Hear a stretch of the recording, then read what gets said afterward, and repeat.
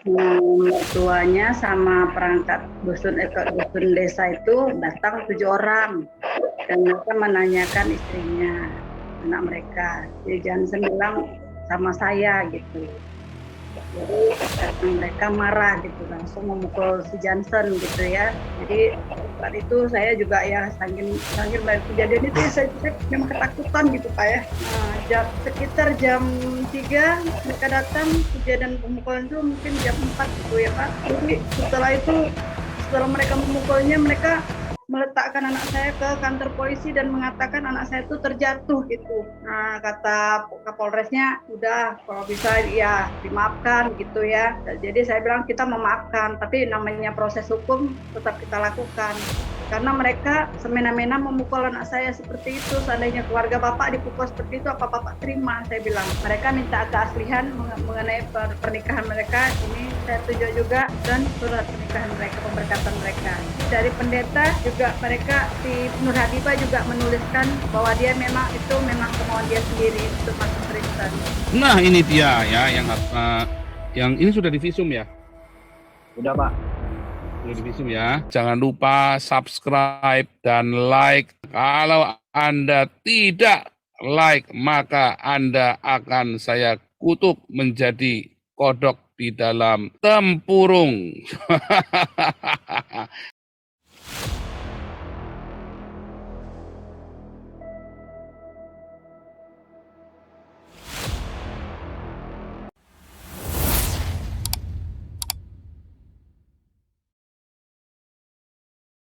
Tapi sebelumnya tolong semuanya di subscribe dulu ya YouTube-nya dan di like dulu ya. Selalu ingatkan untuk subscribe dan selalu di like. Narasumber Ibu Jojor dan anaknya mungkin ada juga di sini namanya Johnson Huta-Julu. Beliau ini pada bulan-bulan kira kurang lebih 4 bulan yang lalu dipersekusi. Bukan hanya dipersekusi tapi dikeroyok, babak belur, dianiaya. Ya, jadi ini sebenarnya sudah viral kira-kira 4 bulan yang lalu, termasuk di YouTube-nya Pak Pavel kalau tidak salah ya, Pavel. Nah, di sini mungkin untuk mempersingkat waktu bisa berikan kasih tahu kronologisnya langsung dari Ibu Jojor ya, atau mungkin dengan Pak Johnson. Silakan Bu Jojor. Pada tanggal 18 bulan 4 yang lalu, anak saya dalam menikah dan didekati di Petang. Jadi, mertuanya sama perangkat dusun desa itu datang 7 orang dan mereka menanyakan istrinya, anak mereka. Jadi Johnson bilang sama saya gitu. Jadi mereka marah gitu, langsung memukul si Johnson gitu ya, sampai si Johnson mau dicekek gitu ya Pak ya, pas anak saya lagi PC dengan saya. Mereka 7 orang. Jadi saat itu saya juga ya sanggir dari kejadian itu, saya memang ketakutan gitu Pak ya. Saya ketakutan karena kan anak saya kan nggak punya bapaknya lagi gitu ya. Jadi saya tuh sendirian dan saya menangis memanggil anak saya nomor 1 yang perempuan supaya kami tuh melihat kejadian kebakaran susu. Nah, sekitar jam 3 mereka datang, kejadian pemukulan itu mungkin jam 4 gitu ya Pak. Jadi setelah mereka memukulnya, mereka meletakkan anak saya ke kantor polisi dan mengatakan anak saya itu terjatuh gitu. Jadi saya sampai sana, anak saya suruh gimana, kamu harus divisum. Setelah mereka divisum, saya bilang kamu bikin laporan. Sementara yang pemukulan itu di situ mereka ada di tempat itu juga kan, di tempat polisi itu. Setelah itu anak saya bikin laporan, kata polisinya, ya kita tahu ini, dan laporan anak saya diterima mereka. Di samping itu saya disuruh pulang karena mereka memeriksa yang pemukulan itu tadi ya Pak ya. Setelah itu saya pulang, anak saya dapat surat itu, laporan ini tanggal 18 dari kepolisian Pangkalan Susu. Pas ini Pak, tanggal 18 laporan dari Pangkalan Susu ya, yang tanggal 18, yang untuk mengeluarkan apanya pun ini tanggal 19. Sudah 3 kali mereka mengeluarkan surat ini untuk penangkapan, tapi belum juga diproses mereka. Kita juga bertanya kenapa belum diproses juga gitu ya Pak ya. Yang memukul tadi dibiarkan lolos, sementara mereka tahu yang memukul itu mereka-mereka yang di situ gitu. Jadi sering kami bertanya sama kepolisian Pangkalan Susu, mereka bilang sabar ya Bu, sedang diproses. Nah, jadi di samping itu kita tanya terus, terakhir mereka melimpahkannya ke Polres. Di Polres kita dimediasi. Nah, kata Kapolresnya udah kalau bisa ya dimaafkan gitu ya. Jadi saya bilang kita memaafkan, tapi namanya proses hukum tetap kita lakukan.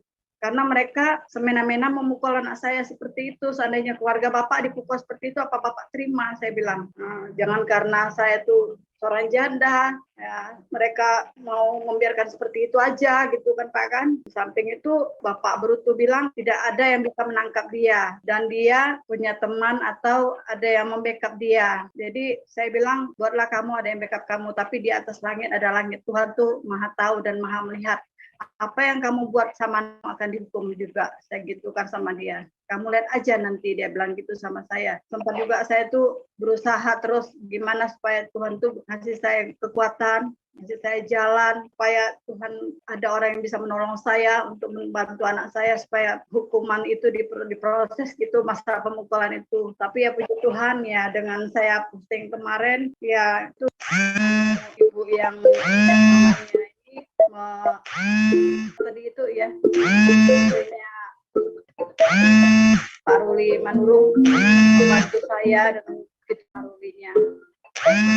Samping kita udah bikin laporan itu, saya juga ke Polda saya meminta supaya masalah pengeroyokan ini bisa mereka tangani. Ternyata mereka bilang, kamu tulislah, apa yang mau kamu minta, dia bilang. Jadi anak saya menulis kertas dengan selembar ini. Nyatanya dari tanggal 24 Mei sampai saat ini juga semuanya nggak diproses. Itu mereka anak saya sudah menikah, mereka sudah mengurus catatan sipil. Ini catatan sipil yang asli, catatan sipil, dan ini memang asli. Dan mereka bilang itu semuanya palsu dan rekayasa. Nah, ini surat pernyataan Nur Habibah sebelum mereka pemberkatan udah saya cantum juga, dan saya katakan sama mereka, ya nggak kita paksa, dan itu memang catatan tulisan tangan dia sendiri. Di samping itu tim advokat hukum pembela akidah menulis dan memanggil kita untuk proses mau memisahkan mereka secara agama. Akidah 27 lah pengacara mereka. Nah, inilah 27 pengacara mereka. Saya hanya bisa berdoa sama Tuhan kasih keadilan dan gimana caranya untuk mengatasi semuanya dengan baik. Mereka minta keaslian mengenai pernikahan mereka, ini saya tunjuk juga, dan surat pernikahan mereka, pemberkatan mereka.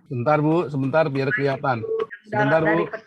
Bisa tolong ditunjukkan lagi surat pernikahannya Bu, supaya kelihatan. Tadi kecil gambarnya. Ini dari pendeta juga, mereka si Nur Habibah juga menuliskan bahwa dia memang kemauan dia sendiri untuk masuk Kristen, dan ini adalah tulisan tangan dia. Yang tulisan tangan itu nanti biar kami baca melalui seorang psikolog. Apakah memang itu pemaksaan apa enggak, kan dari tulisan tangan kita tahu orang ini dalam kondisi stres, tertekan atau enggak kan. Itu tulisan tangan itu tadi bisa bisa dikirim ke siapa, ke Ibu Lisoy. Ibu Lisoy bisa enggak dapat tulisan tangannya tadi Ibu Lisoy? Sudah Pak, sudah saya punya? Sudah saya kirim ke Pak Paul juga kan. Oh, bentar. Sudah.